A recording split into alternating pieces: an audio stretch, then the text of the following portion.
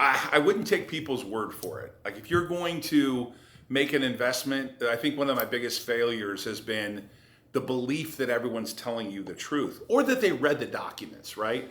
So when you go to seek an investment from someone for your business or you go to make an investment into a business, I've learned that people plan more on their vacation than they do with their investment portfolio. And they clearly don't read what you send them.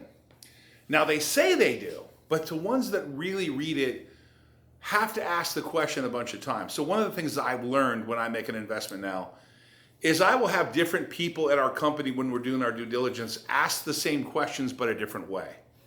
It's important to get consistency from the person or the company you're making an investment with. And the ones that pressure you to make the investment fast, for the most part, you're missing something, right?